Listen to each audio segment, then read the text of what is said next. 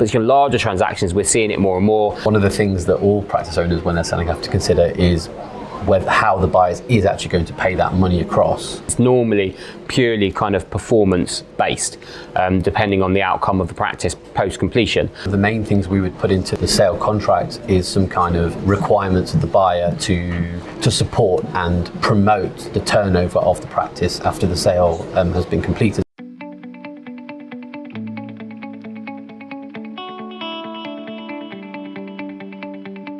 Hello and welcome to this edition of the Water Cooler. Today I'm actually joined not by someone from Dental Elite but by Kush Birdi, who is a partner of Birdi Co, his own law firm that specialises in dental M&A, which he founded with his wife a few years ago now. Yeah, correct, 2.5 years. Two and a half years ago, but a lawyer who we work with on our panel, who actually all of our team have got really positive vibes about, so someone well worth listening to. So I've asked Kush to join us today because we're going to have a bit of a conversation about deferred consideration, especially because on particularly larger transactions we're seeing it more and more, and it's probably symptomatic of not being able to do a deal at the moment without deferred consideration at a certain size level, which I would say is probably north of about 2 million. I think when you get beyond 2 million you tend to see some kind of deferred. So first of all, I suppose to the naive vendor out there, if we can just explain what is deferred consideration. Absolutely. First of all, thanks for having me here today. I really appreciate that.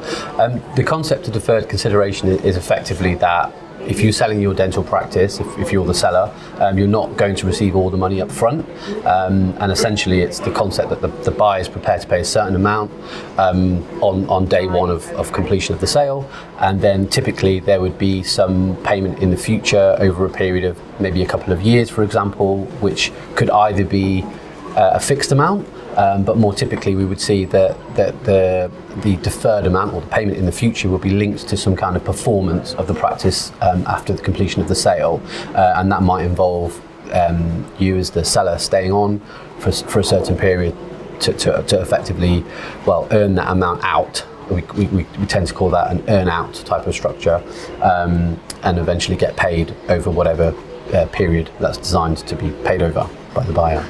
So I suppose it's important to probably say at the outset that what deferred consideration it's not a retention. So it's not a retention against warranties or indemnities or something along those lines. It is normally purely kind of performance based, depending on the outcome of the practice post completion.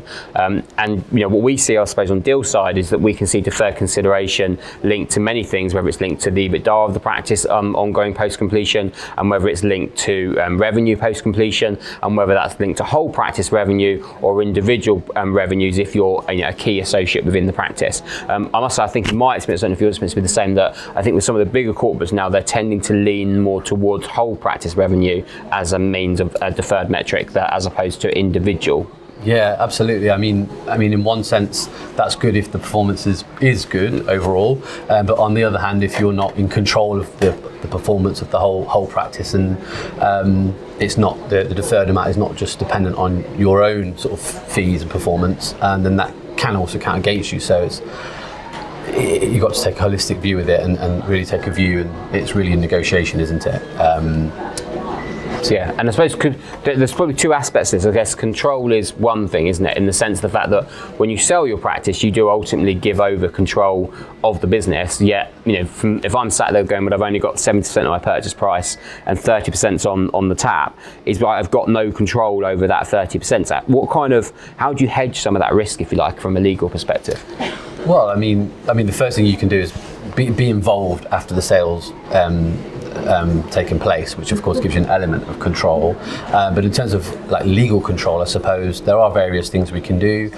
One of the main things we would put into the sale contract is some kind of requirements of the buyer to support and promote the turnover of the practice after the sale has been completed, so that there's no kind of funny games, I suppose, in trying to keep the earnings lower but retain the profit still at an amount which allows the buyer to gain.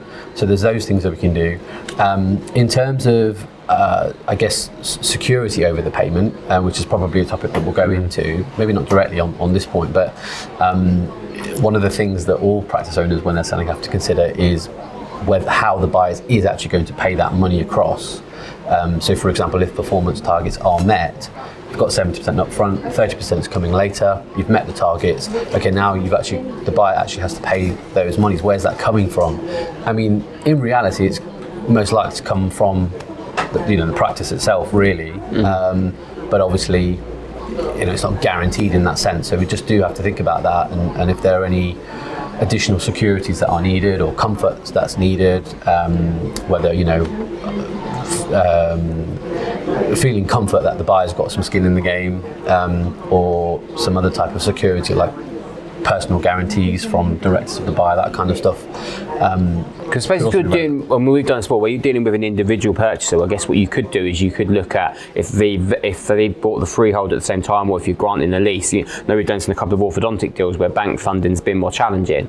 Is we said, well, actually, if they can't afford to pay the deferred consideration, then the lease is automatically forfeited, which means by default the business is returned to the vendor. So you can put some measures in like that, depending on the funding structure, I guess, can't you? Yeah, absolutely. If the seller retains the freehold, yeah, absolutely, that could be done. I mean, with the larger acquirers, not sure if that would be widely accepted, for example. But again, every buyer is different, and every deal is different, absolutely. But ultimately, if you're selling the practice, you need to feel comfort about that, and if you're not getting everything up front, you need to be able to sleep at night feeling that comfort that the money's going to come when it's due. So that's where the legal advisors get involved to kind of hold your hand through that process. And think about the what ifs, isn't it? Because I guess obviously like the biggest what if that no one thought about, because I know it wasn't in anyone's SPA, was COVID. So of course there was this big black swan event, and there was nothing in any of the deferred consideration clauses about what happens if we have to close the practice because the government tells us to.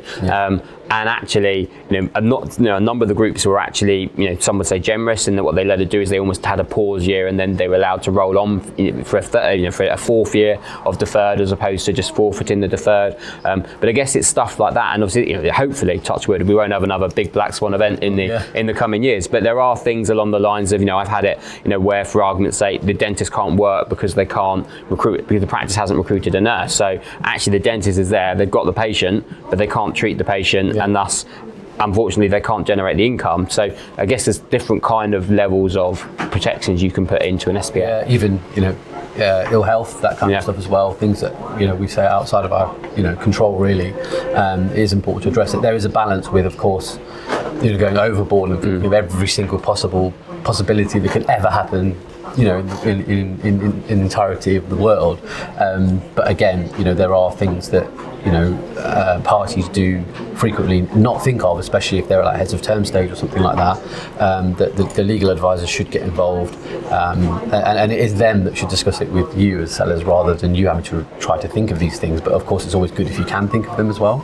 And I guess from our side, that's the important part about using advisors who are specialists in dental M&A, because they know what are the right kind of what if scenarios to think about, and the ones that also have been accepted on other transactions that they shouldn't even really been in negotiation over. They should just be in the SPA and accepted, and we shouldn't be having argy-bargy over it. So as I said, thank you very much to Kush for joining us today. So if you want any more information on deferred consideration, Kush's link will be on the bottom of the screen, or of course you can check it out on our website. Thank you.